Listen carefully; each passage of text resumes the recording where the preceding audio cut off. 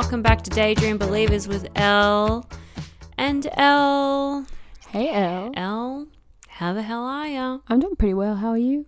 I'm pretty well too. That's good. You have some sunglasses on your head. I do, because I felt like the flyaways on the side were not, staying still. They weren't staying close to the nest. Oh, like yes. I said, they were trying to fly away. Oh, yes. So sunglasses, pew! Pew, pew, Flat pew. those babies down. Isn't it interesting that, the way a sunglass pair sits on the head is just so much better than, a headband? Yeah. Hell yeah. So much better than a headband, and weirdly sits better than if you would, there's so many times I'm wearing my actual seeing glasses and I go to put them on my head. I'm like, God, why did I do that? Now I can't, put them back on because it gets, this residue. You get, the oil from your head. Yeah. And that happens all the time. I know. I feel like half the reason I don't wear my glasses is because I have to clean them. I used to, when I would wear them at work all the time, I'd be living with those little clear wipe patches. Oh, yeah. And be like little things and just wiping constantly. Yeah, I understand that. I don't wear my glasses a lot because I just forget, to be honest. Yeah. And I see them all the time and I'm like, I should wear you. And then I just don't.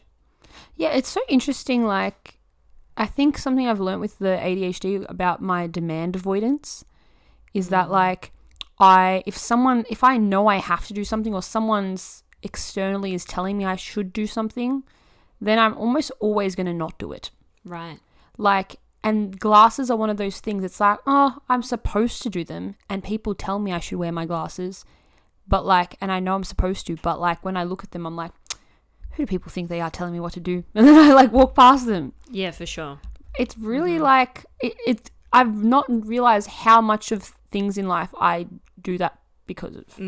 I do a lot of things. I avoid, even avoid, but I just will make the active choice of just noticing it and then walking off from it for so many things purely because of that weird feeling of I don't like people having authority over me. It's weird. Wow. That's pretty deep. Yeah. Especially about sunglasses. I know, but it happens with my medication. It happens with everything. No, I totally showering. get you. I can't deal with you. I think it started with showering as a kid. Yeah. Yeah, I reckon. I have to shower, so I don't want to shower. Yeah, it's Mum, stop nagging me to shower. That's the only reason I'm not going to do it. So if your mum went out and said, all right, you don't have to shower today, you'd be like, well, yeah. Oh, I feel dirty all of a sudden. Yeah, exactly. I'd give me space to think about it myself. Yeah. I guess reverse psychology is what that is called. Yeah, or even washing the dishes. Right. I'd be me as a normal, me as a person myself, when I'm living on my own or when I was share housing, I was pretty clean, and I found myself wanting to clean my room and wanting to do the dishes straight away. I didn't want to have them wait because I just don't like that messiness. But as soon as you add another person, a parent or a partner, to the element, and you're doing it for them or because they've asked you to, I'm just no, I don't like doing something because you told me to do it, which is such a stupid habit. But after learning about demand avoidance, I'm understanding that it's just my neurodivergency and my hyper independence, maybe. That's so interesting. Yeah. I am a person that will look at something and think, oh, I'll just do it later. And then I just forget to do it. Yeah. Especially if it's something that doesn't really interest me. So paying bills. Just doing little clerical things that you need to do in your life. I always think, yeah, I've got time to do that. And then I don't all of a sudden. Yeah. And then all of a sudden the due date's gone and you're like, fuck. Yeah. Damn it, I need to pay this right now. It's always the case, man, for me. Always the case. Yeah. It's leaving the things to the very, very last second. Very last second. And it's very, very irritating that I do that often. And I tell myself, don't do that, Elle. Just pay it now. Just do this now. Because this will happen to you later. I'm so self-aware. Yeah. Same with me, even with the demand thing. I'm it's my brain. I'm Elle, you need to take this for you. And then it's but other people are saying that it's yeah. I'm so aware that eventually this is only going to hurt you in the long run. But then it's Yeah, we'll get there when we get there. Exactly. Yeah, that's exactly what the other side of my brain tells me. And then it's you'll like, be right. and then it's like, it happens to you every week. What difference does it make? Like, it's True. like, That's true. That's true. because it's like, well, I already know the worst case scenario, and the worst case scenario is still what I did last week. So what does it matter? Yeah. When I'm not thinking that actively, but like when I think about the logic behind it, you kind of are though, Yeah. right? Like I think that like that up front with myself. That's how I think, you know? And if there's no like real consequence, it needs to have a real consequence. And Yeah. there's very rare things that have a real consequence. yeah, Like there's actually nothing that has a really big consequence. yeah. It's hard. Yeah, there's stuff like fines though. Yeah, I know what you mean, but then it's like, another bill to add to the list of and bills then- I will and forget to then- pay. Yes, Like- that's so true. And then you're like, okay, I have to pay this by the end of the week. I have to. And then the end of the week comes and you're like, la la la la la la la la la, and then all of a sudden you forget to pay the bill. Like it's Dude, just, happens all the time. it's really crazy. You know, the thing is, it's like people are like to me, just set a reminder in your phone to do it. Like, why don't you just set a reminder? I'm like, nah. Because Yeah. I don't do it. It's not because I haven't tried doing that before. Yep. It's the fact that I just know that won't work. Because the reminder, for me at least, the reminder is another thing telling me to do something, and then I ignore it. See. I straight away like wipe it away. Yeah, see, I don't think about it in that sense. I go, oh yes, I got to do that, and then pew, it's gone. Yeah. Or it depends what the thing is, but yeah. Or Yeah. otherwise, it's just like, oh yeah. Yeah. And then I'll probably go straight back to what I was doing and then immediately forget. It's a problem. It's a problem. But direct debit, guys. Direct debit all your bills. I You never want have to to worry agree about with paying a bill again. I'm not late for my bills anymore because 95% of them are direct debit.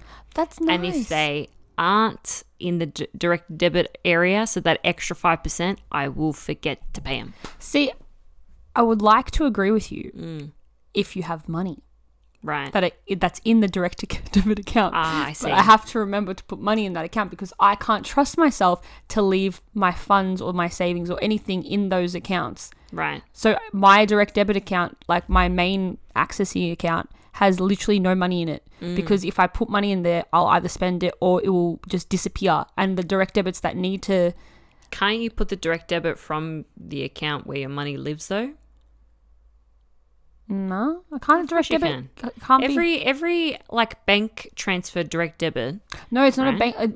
All my other savings accounts are ones that like I can only access through my other account. Oh right, so it doesn't have a BSB and account Nah.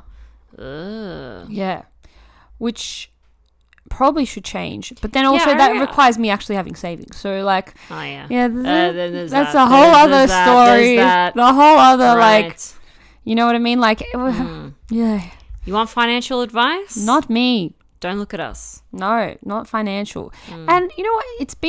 Although I have to say, since being on medication, the financial side of my life has become way better. Oh, that's really good. I feel like it's made me less impulsive to the point of like, oh, I'll just sign up for this thing, or I'll just like, it doesn't matter, like that will just pay itself off, or like this. Like, I feel like I'm just making more conscious choices. That's really good. Even as simple as like joining the gym. Do you remember when we both joined the gym? You Yep. signed up for the yearly one, Yep. and I signed up for like the month to month. Yeah. And really, it shouldn't have been that much of a price difference. Like, I should have paid a little bit more than you throughout the year. But because I'm a fucking idiot and I paid month to month, I missed the direct debit every month because I didn't have my money in my account, even though I know it's only $17 every second fortnight, but still, the $17 would bounce. And Yeah. then because it declined, I would get a $20 You would get- surcharge. Oh my god. So I paid like double what I needed to pay because I chose to do this month to month. That's actually insane. Yeah. So this year round, when that expired now, I've got the year pass and I paid it once for and I don't you. have to ever think about it again. And now I think a year by year thing is the best way to go It about is it the best for me. way. And you know what I did this year for the gym? I just didn't renew renew. my membership. Yeah. But to be fair, I have built a gym at my dad's house. Yeah, it's actually quite nice. Quite yes. lovely. The reason why I'm able to save so easily and so well is because I don't spend my money. That's nice. I do. But also I have my issue is that I used to spend a lot of my money. Right. And now I have a bunch of actual debts that I can't, that most of my money, it's not that I've stopped spending stuff. I haven't online shopped actually in maybe, I want to say like 8 months. Wow, that's really good. Yeah. Unless it's for my dog. Yeah. Right? For my dog, it's like his food. Yeah. But like, like those are the deliveries I get. Yeah, or if it's like just random equipment from Amazon. Yeah. For like podcast and photography stuff. But my money just keeps going to paying off my like loans and my debt, my credit card debts that I've had from when I was like early 20s. Right. And like having the direct result of like an ADHD that's undiagnosed brain that's like spending their money in their early 20s. And at the time you're just like, you know what, I can just get and still now I don't have a problem with it because it's decisions and choices I made. Yep. But when it comes to like, oh, like why I'm still always like in this chasing my tailness is because of those decisions I made then. Yeah. And it's so annoying seeing it doesn't bother me. It doesn't stop me from living my life, but it does make it very hard for me to keep up. Because I'm constantly paying something elsewhere that's paying for something that I spent money on when I was 22. Yeah, that's so interesting. Like nearly 10 years ago, Yeah. you spent that money and you're still paying it off. Yeah. That's crazy. Yeah, it's pretty wild. And like it's kind of the same with a house loan, obviously. Yeah, it's just But I don't have at an least, asset. at least, you know, like with my home loan, I have something to show. Yeah, I guess, an or asset. something you can sell and really you could be out of that debt. Yeah, that's true. Where I've got nothing. Yeah. No, nothing, Yeah. nada, squat, diddly squat. Yeah. Unless I sell all my photography equipment, and even then, that's just a dint. Do you know what the issue is, right? Tell me. It was not that I even spent it on big things. Like, it's not like I bought like I don't know what people are, like a giant TV. Well, that's such an outdated purchase. Yeah. But it was because I got like loans and credit cards to pay for like a lot of my like independent schooling. And that was like over $10,000-$15,000. Wow. Yeah. That I would just pay, like there was no HECS for those kind of schools. So I just paid for that. Like every single week would be a big couple of $100 payment. Yeah. And yeah, oh God. One day we'll do a whole conversation about what it's like getting into the coaching world. Oh, yeah. That'd be very interesting. Yeah, I think actually it might be I never thought about doing a podcast episode on that, but I think we should. Right. Because there's just so much I think people should be weary of. Yeah, I feel like there'd be a lot of like, why can't I find my words today? It's okay. Like a lot of like fake classes. Is there a lot of like I think it's what's the word I'm after? You know, just like not like a scam, but like you know what I mean? You know, like that kind of it's a lot of fluff. Fluff. Yeah, there's a lot of fluff, and there's a lot of people that do have good intention and that you know are doing it for the right reasons. There's a lot of people that are doing it for very, very like personal reasons, right? And like that are doing it for their own gain, right? Which fair enough because it's a business at the end of the day, but you're in the business of like helping people with their lives though. Yeah, or with their businesses or anything. And like I feel like even so, like I think that I noticed a few patterns that like made me feel a bit like uneasy about it. Right.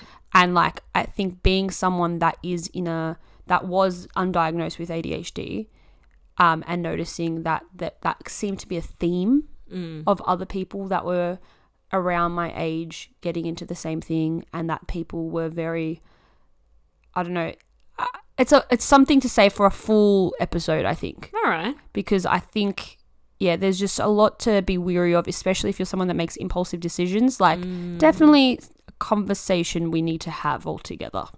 Let's have it. Yeah, I think so. I'm ready for that. Me too. I've never thought of making that, but I think that would be a really good episode. Yeah.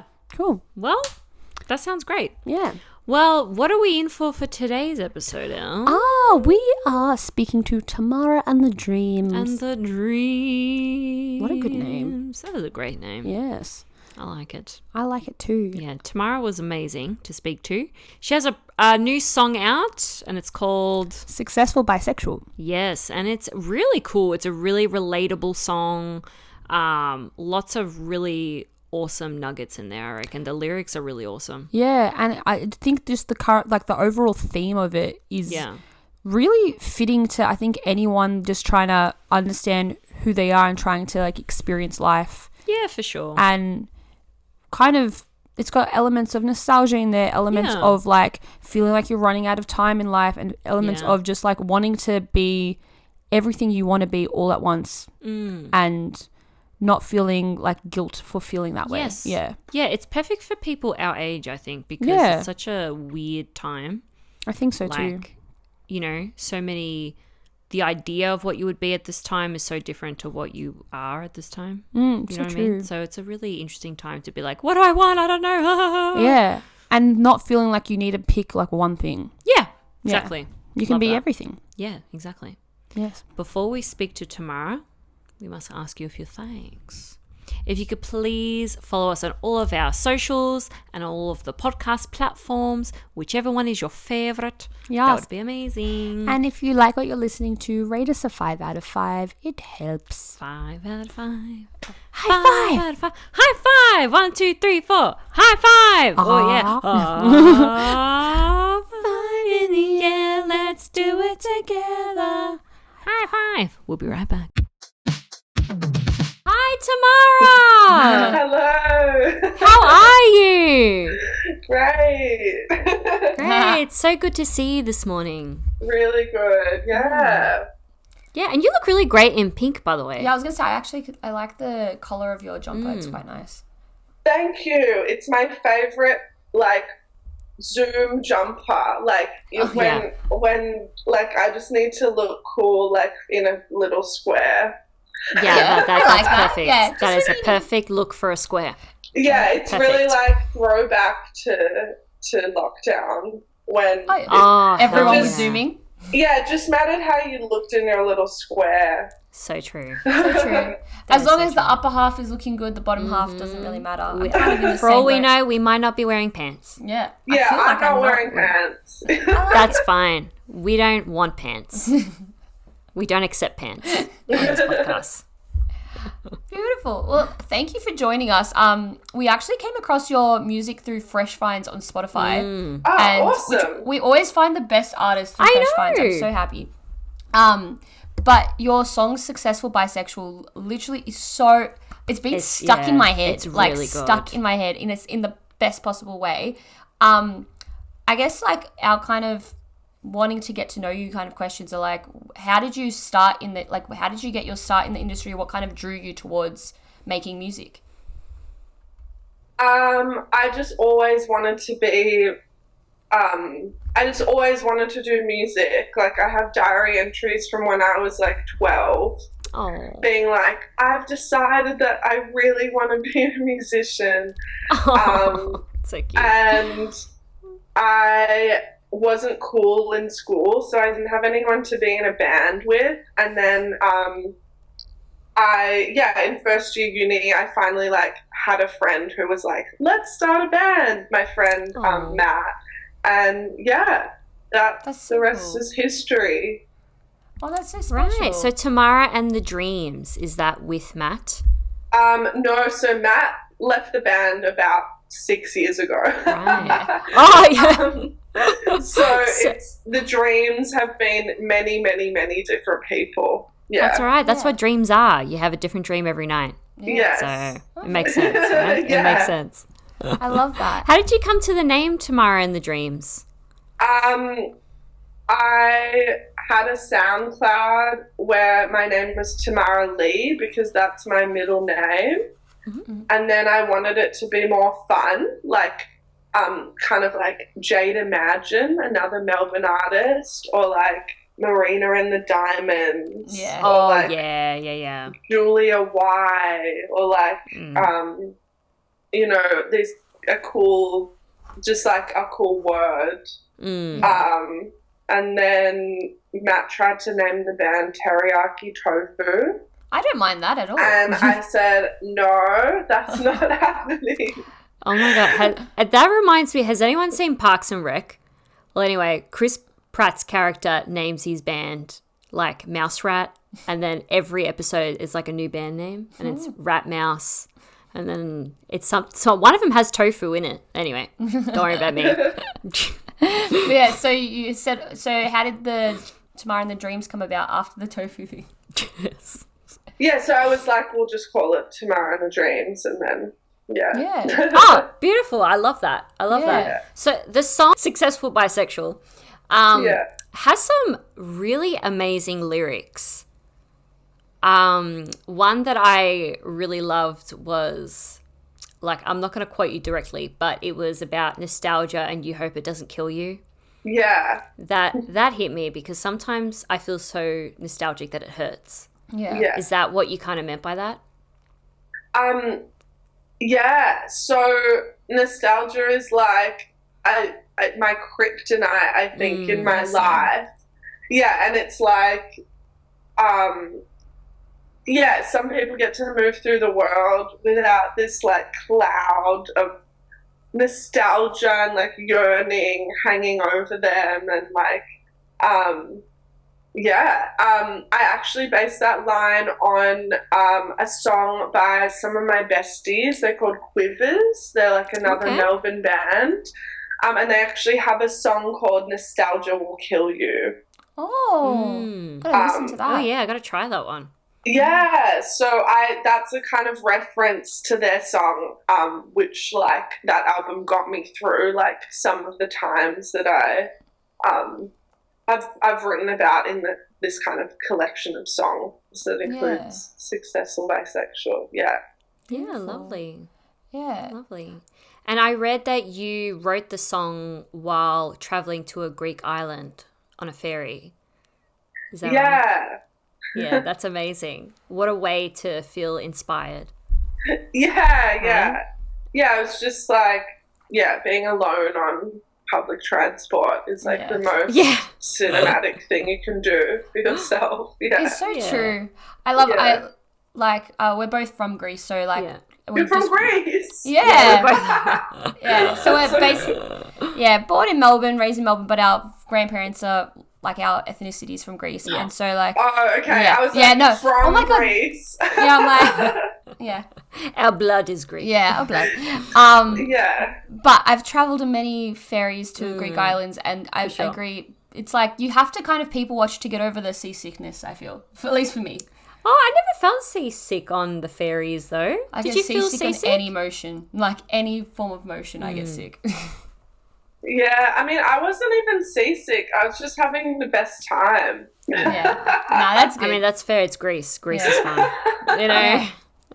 Yeah. Do you remember like a key moment where like how like a key moment that started that building of that song? Like, was there something you saw or something you felt that like began that little spark for you?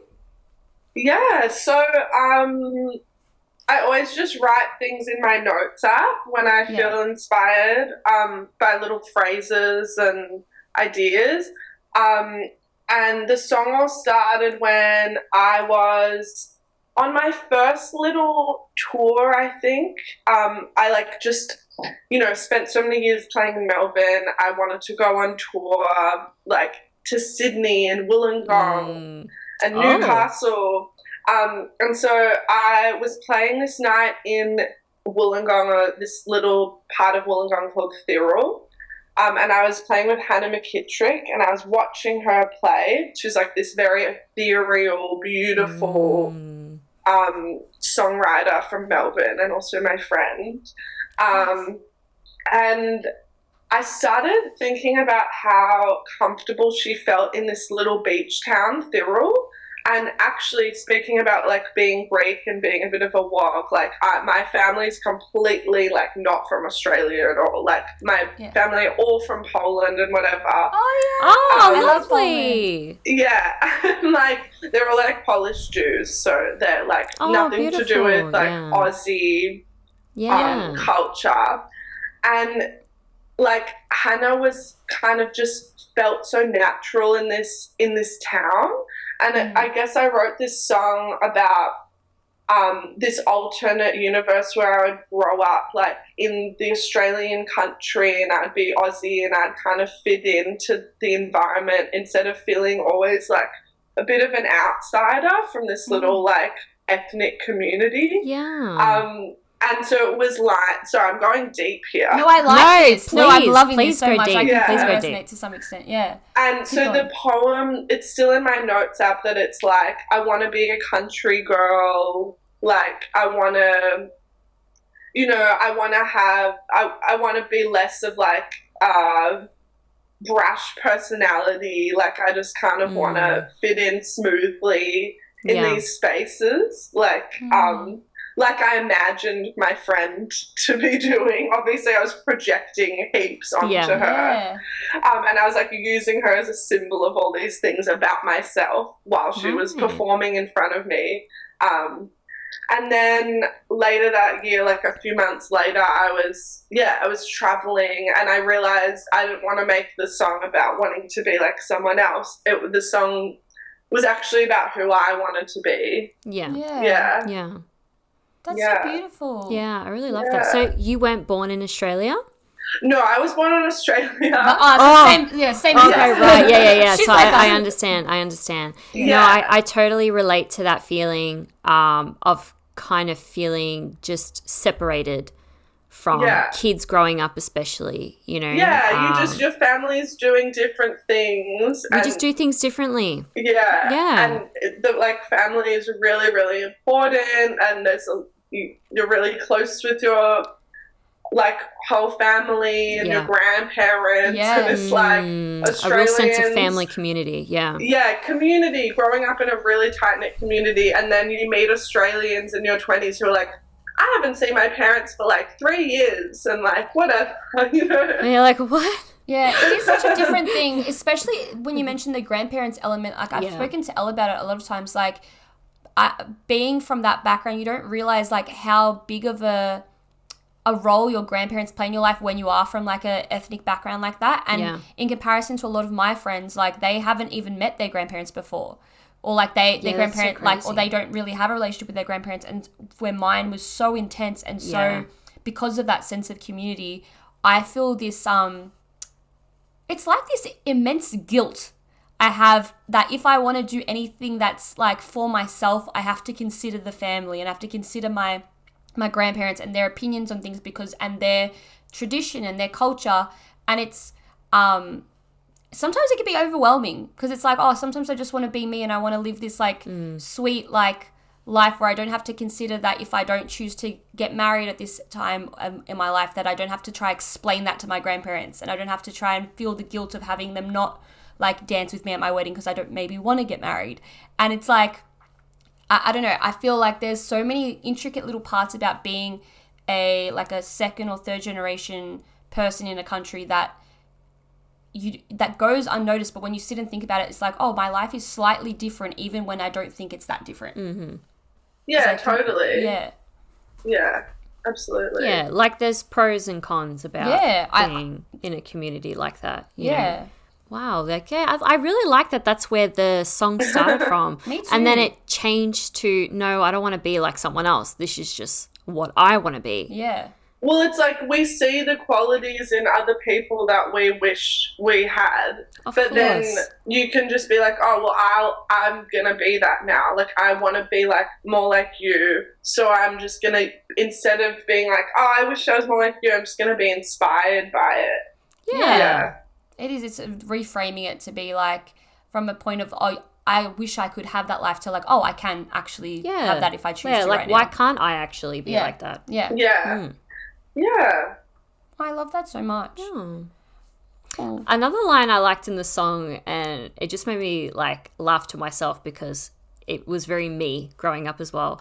But you were saying that you wanted to be like the mysterious person at a party. Yes, I like That was too. so me. Growing up, I wanted to be that like mystery person at school. Like people were too scared to Yeah. talk to me, but then when they spoke to me, like I was not mysterious at all. But I just wanted to come off as mysterious. Yeah. You know? Yeah, it was like this contrast where I was writing this song and I was like, I'm revealing I'm just like spraying my insecurities over this Yeah. track for 3 minutes, and like I'm just revealing everything that I like want and I'm scared of and blah blah blah. And then but at the same time, like I want to be a mysterious presence in the corner of the house party. Yeah. And like, it's like I love I that. truly want it all. Like I want to be so known by everyone and everyone to understand me, and then I also want to like be cool. Like I want it all. Yeah. Yeah. But then I realized like you kind of have to you kind of have to choose whether you want to be mysterious and not share anything about yourself, or whether you want to be known and whether you want to connect. And I've definitely chosen connection. the non-mysterious path. Yeah. I love that. Because this song you are very open in this song, like you said about your insecurities and stuff. Have you had like any interesting feedback about that? Like, has someone that you've known been like, oh, like I didn't know that that's what you wanted to be, or I didn't know that about you, or do you get what I'm saying? Like, have you had any kind of feedback from the song like that? I don't think anyone was very surprised. Like anyone who knew me was very surprised. Yeah. Like it's kind of like this is just who I am, and like all these funny things that I like want to do. Like it's kind of like I didn't want it to be just me. I wanted it to be like we all want to do everything. Yeah. Yeah, and we're all like scared of running out of time. Yeah, for sure. Yeah, I definitely see that. I feel like I felt very liberated listening to this song, because it's like those secret desires and wants that everyone, like even the lines of like, oh, I want to be famous. Like I want to, like you want everyone to sort of know who you are, know your name. It's kind of like, especially in Australia, I feel with the whole tall poppy syndrome kind of thing. It's very like, everyone can feel like they want to be known and have that coolness about them, but it's like taboo to say that. Like you can't say that to people. Yeah. And so I feel like having that actually in the lyrics, along with everything else you've written, it's really, really liberating from within to be able to be like, oh, like I actually, me wanting to like achieve all these different things in life and have all these different elements of my personality, and to try and achieve them all at this age or within the next couple of years is also a normal feeling. And and again, like that feeling of running out of time sort of thing, and trying to, I can really resonate with that a lot. I feel like because of that nostalgia as well, it's always like I'm trying to chase that feeling of nostalgia, and I know that every minute that passes is like a minute further away from that initial feeling. All these conflicting things about like YOLO, you only live once, you're only young once, make the most of your youth, but also prepare for the future, but also live in the moment, but also don't forget to hold on to the past. Like all of these conflicting timelines. I know, it is so conflicting. Like how do you, it's a wonder like how we manage to get through all of that. Yeah, 100%. Okay, well, we might as well move on to like the next question, and being that, do you have, what are 3 songs that you have an emotional connection to, and why? You did send me this in a message, I think, last night, and I did not have time to. No, that's okay. So this is going to be on the spot. I think I sent Sometimes it to you, that but works. in my head, I'm like, I feel like on the spot sometimes is more like, so I was like, oh, I feel like maybe on the spot is better. 3 songs that I have an emotional connection to. Yeah, they can be songs that you've like that make happy you, songs, sad songs. nostalgic songs that Yeah. bring back a memory, songs that motivate you, like pump you up. Yeah. Okay, well, I'm going to open my Spotify, and I have a playlist called Essentials. Oh, That I love that. Oh, I've been adding to ever since I got Spotify at like 19. yeah, perfect. That's what we want. But now I'm going through all my songs and I'm like, oh, this is so 19-year-old of me. But that's good. But I want to know that. That's you at your core, though. Or the old core. Like, but it's kind of Yeah, nice because but that's it's still deep in there. Yeah, because you know? one day when you're like, I don't know how old you are, but we're 30 now. And like sometimes nearly I've 30. found sometimes I'll be in the car and one of those 19-year-old songs will play and I'm like, wow, like this came back in a way that I needed to hear this today. You know? Yeah. And you forget how you once felt. Yeah. All right. So the first song is "All I Want" by Joni Mitchell. Oh, okay. Great Lovely. choice. And I think it really ties into what I'm saying with successful bisexual, and what I always say, which is there's nothing new under the sun. Like, it's actually a quote from like this biblical book called Ecclesiastes. Like, everything new has already been done by someone, and Joni Mitchell in the 70s was writing about being a woman in her late 20s, being like, I want all these things. So yeah, I think definitely "All I Want" by Joni Mitchell. And I'm also really inspired by Joni Mitchell because she went away to a Greek island, and yeah, I'm really inspired by like Leonard Cohen as well, who also went to a Greek island. Oh, I love that. That generation of like songwriters and vagabonds and poets who traveled and wrote about their whimsical journeys. Yeah. Love that. Yeah. Because it is a journey of self-discovery when you travel in that way, especially when you're on like a observant public transport kind of thing. Yeah. It's just the best moments to discover like, hey, like I wish, or like I right now I have the possibility of doing actually anything and being anyone in this city. Why can't I be this person back at home too? Yeah. It's really exactly special. Yeah. Cool. Love that. Awesome. Next song? Next song. So these are 3 songs I have an emotional connection to. Or a personal connection. Yeah, just personal. Yeah. Anything that, tickled the heart in some way. Yeah. Okay, the next song is "That Time" by Regina Spektor. Ooh, okay. Listen to that. I'm a massive Regina Spektor fan from when I was like a young child. Lovely. And there's this one song where she usually does piano stuff, and she does like this indie rock guitar thing. And it's just like she tells this kind of stream of consciousness story that I really love, and it's really inspired me. Yeah. Yeah. Oh, lovely. I love that. Yeah. I love when a song is like, when someone does something different in their music and you're like, oh, that's pleasantly surprised and tickled a part of me that like your other songs also tickle part of me, but this one specifically like hits so differently. Like when a rock artist does like a ballad instead, it like hits me in a certain way. Yes, absolutely. Yeah. Okay, I love that. Sweet. Well, yeah, speaking of a rock artist doing a ballad, right now I'm super into Elle and the Sniffers. Oh, who isn't? Oh, yes. yeah. I'm like obsessed with them, and like "Big Dreams" by Elle and the Sniffers is like Amy does a ballad, and it's like kind of slow and like really different from all the punk stuff that they usually do, and it's about like wanting to get out of here and like wanting to make something of yourself. Yeah. I love that. Oh, I really like that. I feel like you have all of your connections, like your songs and even your current song now, they all sit under one umbrella. Yeah, I like it too. Of just wanting to be you at your core and wanting to do everything you want to do. Like, I really like that you're in that part of your life right now. Yeah, it's a special part of life. Yeah. Yeah. Yeah. That's I really love that. wonderful. Oh. Yeah. Did you want to lock in Elle and the Sniffers as your third song, or did you want to pick a different one? Yeah, lock it in. Lock it in. Lock it in, Eddie. Yay, sweet.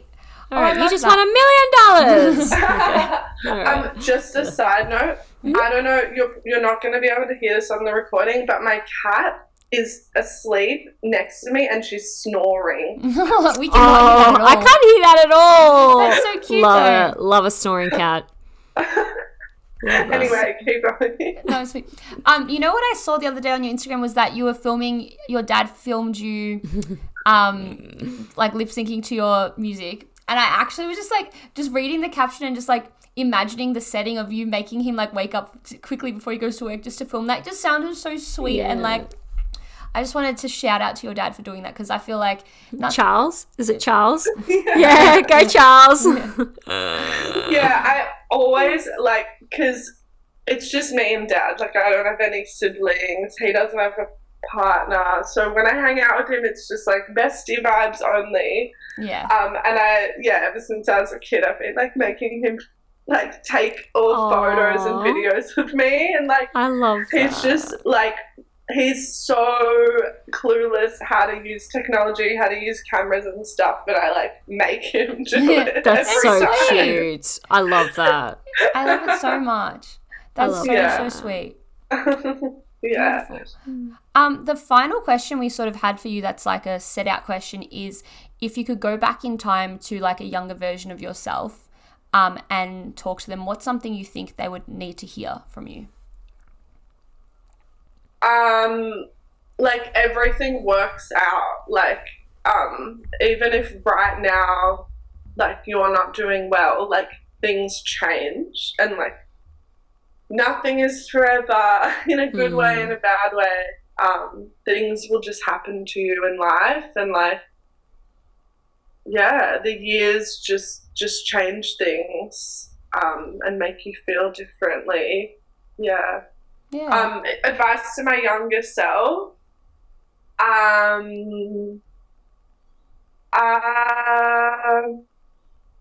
Yeah.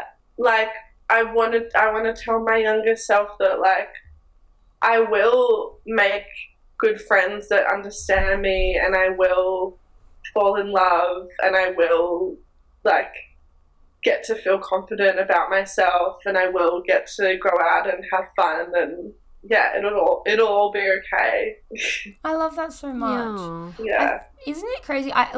It seems like simple things, right? But like listening to you say that just brought me back to like my childhood as well, and thinking like how many times I would sit up and be like, oh, like why do other girls have like partners, or like what, like I hope I get to fall in love someday, and actually having that little bit of fear that you might not one moment, or that you might not ever find your best friend, or like you might not ever be one of those girls that gets to like go out and like be confident and adventurous, because I was very quiet in school, so I just constantly felt like I would never be able to do something like this. I would never have pictured it. So even though they sound like simple things, they actually are life-changing things to tell your younger self, because like they wouldn't have to worry as much. I spent so much time thinking like, what if I don't? What if I don't? Instead of what if I do? Yeah, totally. Like I feel like I'm just coming out of like spending most of my life being like, I can't do the things I want to do, and it's like, yeah, the world kind of opens up for you. Yeah. It does. Yeah, I mean, especially when you're a kid though, you can't see beyond life of being a kid. So at that point in time, you're like, if it's not happening right now, then it's not going to happen. So it's trying to like help yourself realize that no, there is a life beyond your current age, and you will do all the things that you want. Yeah. Yeah, it'd be cool if we could go back and actually tell ourselves that and believe it from back then. You know? I know. I feel like that's why like having like a little inner child and having conversations with them is so helpful, because like you don't realize how, I think a lot of adults now don't realize how much that they're holding them. Like there's people that will be listening to your song and thinking, oh, that's so possible for her but not possible for me. But that's just because they haven't spoken to that younger version of themselves now and thought like they've still thought like that they haven't forgiven that younger version of themselves for not believing in themselves yet, you know? And so totally. Yeah. And isn't it crazy to think that like the way you once would have, like how you felt about the girl that initially, like you wrote that initial lyric, that girl from that small town, like how you felt about her, there's someone looking at your music thinking that about you right now, thinking like they're projecting their happiness and how they want to live their life based off of like that song. It's pretty cool. Yeah. It's like a full circle moment. Well, like, yeah, like some, like, a wise person on the internet or whatever probably wrote, like, what you love about others is just the qualities that you want to have. Yeah. And, like, yeah, like, and what you become, like, fixated on about other people is just, like, revealing stuff about yourself. And, like, yeah, everything is, like, everything to do with how we relate to people is just how we feel about ourselves and healing that. And, yeah. It is interesting, yeah. I remember, like, learning about, like, I used to do life coaching, and, like, in life coaching, I remember learning that, like, whatever triggers you about someone else, like, whether it's, like, a negative or even a positive emotion sometimes, usually is, like, an indicator of something you're denying within yourself. So it's, like I could easily look at someone who had their own podcast and is, like, talking to musicians and doing what I'm doing now, and I could have maybe, like, 5 years ago looked at them and been like, oh, like, felt this sort of sense of dread within me, like, oh, why do they get to do that? But like look at them, who do they think they are being seen? Because I was so afraid of being seen. But then when I look internally, I can think, like, oh, it's just because I denied myself the ability to feel like I was allowed to be seen.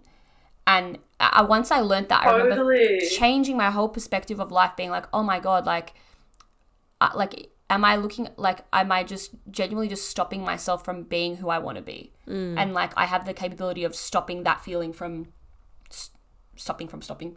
I don't know what other word to use, but, like, yeah, just holding back from being the person I know I'm supposed to be.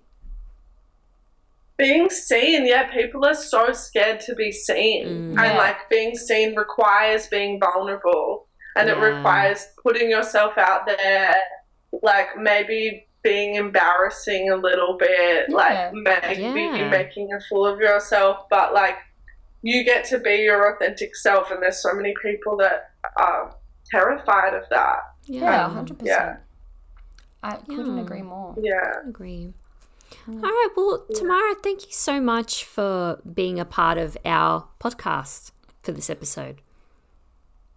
It was really awesome talking to you and getting to know you. Thank you so much for having me. No, thank you for coming on. We really appreciate it. This is genuinely, like, why I release music, is to, like, connect in this way with people, like, who I wouldn't have met otherwise. Yeah, and, like, totally. Have these sort of conversations, and it's super nourishing. So thank you. Yeah, thank you. No, thank you. Thank you for doing what you're doing and, like, putting out music that has meaning and, like, is so relatable to people. I appreciate it so much. Yeah. Where can people find you?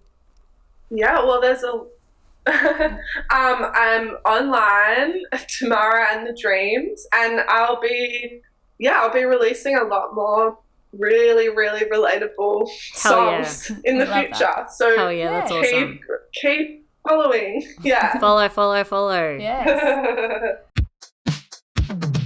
I went to IKEA the other day. Yeah.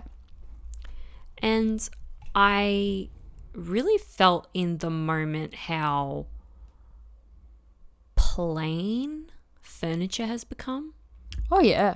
Do you know what I mean? Like, I don't feel like there's a lot of character in furniture pieces now. Look at your chair, for example. Yeah. It's a hand. It's a whole damn hand with a very short thumb. Yes. Very short thumb. And I might add as well, it doesn't help that the thumb has a red stain on it, so it looks like it's been cut off and it was bleeding. Oh, it does look like it. Like, help me. You know? Yes. It looks like a really short thumb. Anyway. It does. I digress. Yes. But, I feel like furniture is very white, getting more plain as we get through life. You know, when that millennial grey thing was around? Yeah. Everything was very grey, and I fell into that, like, when I was, like, 20. Yeah. You know what I mean? It was popular at the time. It was very trendy. I had just bought my house, and we were like, what colour are we going to paint our house? And me wanting to follow the trends at the time, I was like, let's do light grey. Yeah, because it isn't, like, normal to do a light grey house. Yeah. And everything was grey. My couches were grey. A lot of our furniture was grey. And then the accents of my house were silver. So, oh, yeah. yeah. So man, I look back at photos of how I used to have my house. I'm like, damn, like that is like, it's like a black and white photo. Yeah, when you think about it, I can see that. Yeah. It was literally like a black and white photo. Thank God I changed that. Damn. I think like you're so right, because when I walk through IKEA, not only do the couches just confuse me sometimes because they're very thin, the couches. Not good couches. Yeah, not great couches. But just in general, yeah, they've got like, I get excited. I notice that the things that I gravitate to are like the random, weirdly shaped, colourful things. But there's so few of them, and they're always like a bit average in IKEA anyway. Yeah. That like, and then you know that every other person's going to have them because it's an IKEA piece of furniture. Yeah. So it's kind of like takes away from it. Yeah, because obviously IKEA is like for value of money, it's a bit better. Yeah. For the Plus, price, it's just right? a fun experience shopping through it, I suppose. Yeah, I think it used to be when I was a kid. Walking through IKEA. Really? Oh yeah, but you don't like walking through places. This is I do. Yeah. I do like walking through places. I just don't like walking through IKEA or Bunnings. No, Bunnings. I love walking through the garden section. Oh, I will go and walk through the flowers over and over again, but not the inside part. No, I love the inside part. I love things that you can go up and down the aisles and look at every individual thing. Take me to Kmart, take me Big W. I'm really into Big W lately. Really? I haven't been to Big W in ages. Yeah, Kmart, Big W, Bunnings. I love doing it at Chemist Warehouse. Chemist Warehouse, Office Works. I like doing it at IKEA. I just love loitering. I love it. Like dawdling. It just loiter, like just looking around. You don't even have to buy anything, just to look. Wow. You know what? I am such like a let's go and get what we need. In and out. Get the F out. Like I love shopping, but I get sick of it so quickly that if I spend too much time doing that, I'll be like, I need to leave now. Oh wow. And then I won't shop for what I want. It'll be rushed after that. So I kind of have to set the pace from the start. And then I'm like, at least, and then I enjoy my shopping experience if I don't dawdle. Wow. See, for me, it's like me and my friends, it's like a complete opposite, that we literally go to the shops to just go to the shops and just walk around. That's very different though. Yeah, but that is like, if there are things that I have to buy. Oh no, we got things that we have to buy and we'll go buy them, but then we're like, we can just sit here. No, you don't understand though. Not in a social. If I'm going to the shops with you, yeah, I don't see it as no, we have to get in and out. I'll walk into the shops and I'll have a look around. I'll be like, But if I'm going with like my husband and it's not a social situation, we're going to the shops because we need to buy something, right? Right? It's like, all right, come on, honey, let's get what we need and go. Let's go. If I'm going with my son, it's like, get what you need, we're getting out. You know what I mean? It's very different situations. I don't see going to the shops with my husband as a social like.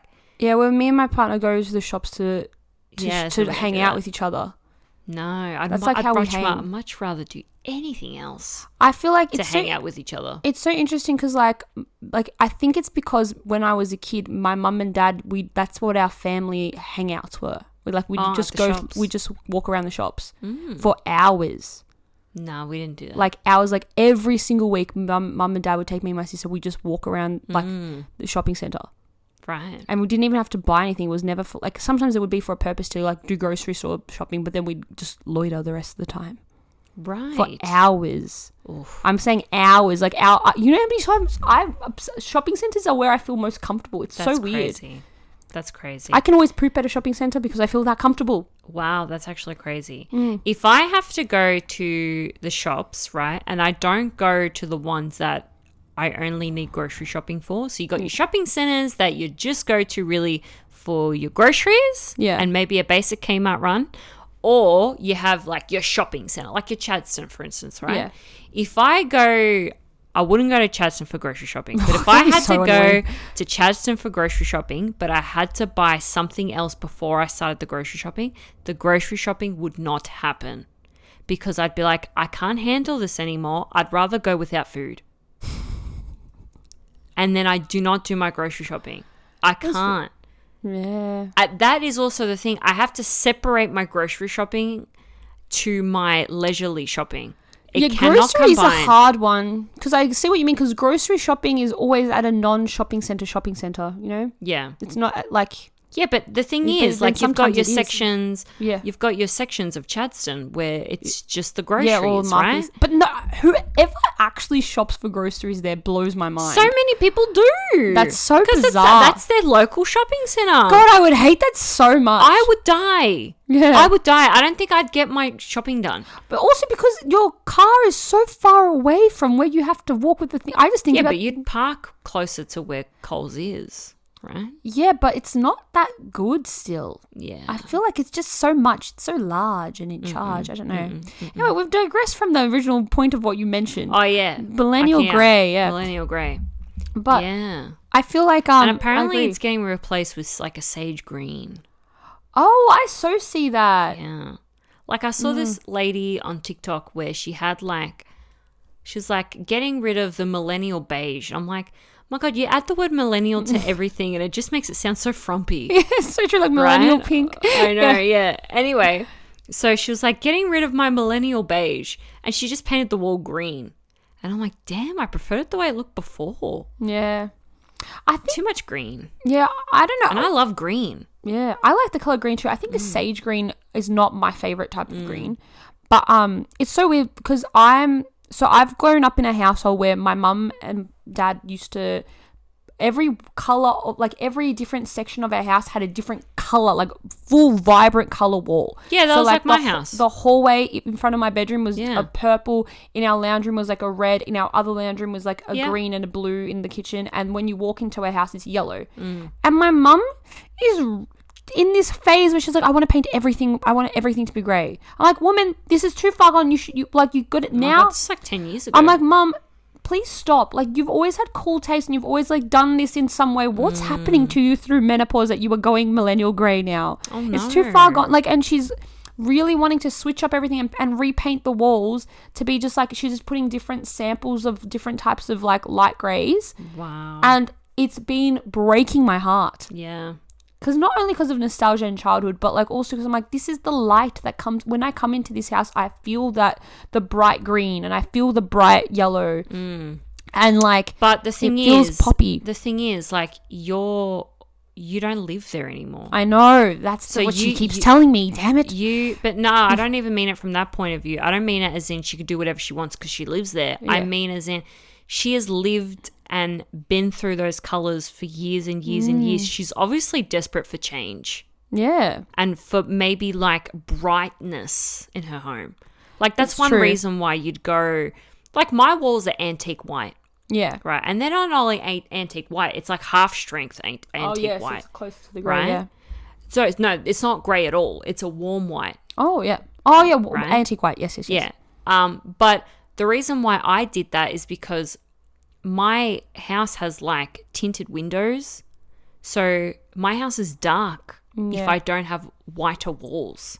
Yeah. And I need agree with- brightness. I want brightness in my house. Yeah, I think that's what her reasoning is too, because she did just change the windows and she's like got the blinds that you lift up so there's sunlight coming Yeah. in.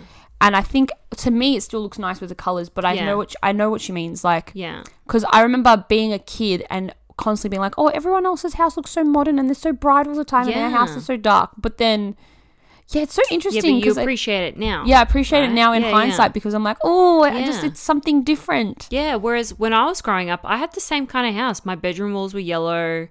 My dining room was burnt orange. My living room had a navy blue, I you do know, remember, and yeah. yellow. Like I love that's the, feature walls. yeah, like that was the kind of house I grew up in. And then after that, everything went white. All the walls went white. All the furniture went white. It's really sad that the furniture, like people The think furniture, like, yeah, the furniture's a big and one. timber. I miss timber, like Yeah. actual natural looking timber and not just painted white. Mm. I'm going the opposite. I don't want white plates anymore. I don't want white mugs. I don't want white furniture. Nothing white. Yeah.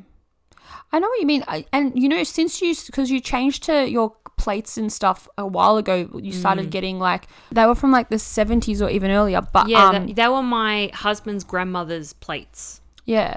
Yeah. And like, even when you put food for me, because I'm a child, but even when you put food for me on the plates now, I'm like taken back to just sweeter, simpler times. But also, like, it just looks better. Like, it looks fun, and it's fun to eat from, and it's good quality.